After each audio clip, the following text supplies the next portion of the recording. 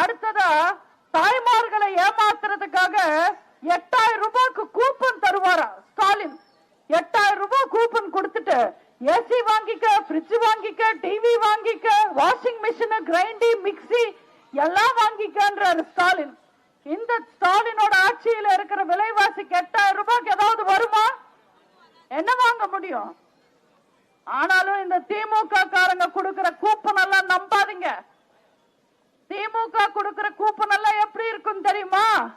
இந்த ஆடி தள்ளுபடியில துணி கடையில தருவாங்களே கூப்பன், அதே மாதிரி இருக்கும். மேல கொட்டை கொட்டையா 8000 எழுதி இருக்கும், கீழே குட்டி குட்டியா கண்டிஷன்ஸ் எழுதி இருக்கும். நீங்க 50,000 ரூபாய்க்கு கடையில வாங்கினா இந்த 8000 ரூபாய் கூப்பன் செல்லுன்னு சொல்லுவாங்க. இந்த கூப்பன் சாயம் போகாம இருந்தா, கிளியாம இருந்தா, நீங்க மடிச்சு வைக்காம இருந்தா இது செல்லுன்னு சொல்லுவாங்க. 2031 வரைக்கும் திமுக ஆட்சியில இருந்தா அதுக்கு மேல இந்த கூப்பன் செல்லுவாங்க. எல்லாத்துக்கு மேல தகுதியானவங்க கொண்டு வந்தா மட்டுமே இந்த கூப்பன் செல்லுன்னு சொல்லுவாங்க. போன முறை 1000 ரூபாய் தருவோன்னு சொல்லி பெண்களை ஏமாத்தினாங்க.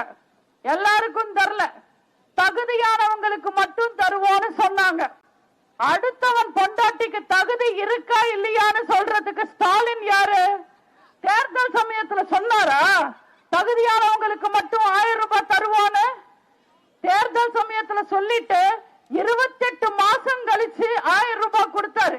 எம்பி தேர்தலுக்கு முன்னாடி பெண்களை மனுஷங்களா கூட பார்க்க மாட்டாரு, வெறும் ஓட்டா பார்க்கிறவர் தான் ஸ்டாலின். ஏன்னா கருணாநிதியின் மகன் இல்ல, அவர் அப்படிதான் இருப்பாரு. இந்த சந்தில என்னைக்காவது உதயநிதியோ ஸ்டாலினோ வந்திருக்காங்களா? சேகர் பாபு வந்திருக்காரா? பிரியா வந்திருக்காங்களா? யார் வந்திருக்காங்க? ஆனா இப்ப வருவாங்க, தேர்தலுக்கு வருவாங்க, பிரச்சாரம் செய்வாங்க, மக்களை ஏமாத்துறதுக்காக எல்லா வாக்குறுதிகளும் தருவாங்க. நகை கடன், பயிர் கடன், கல்வி கடன், விவசாய கடன், பக்கத்து வீட்டு அம்மா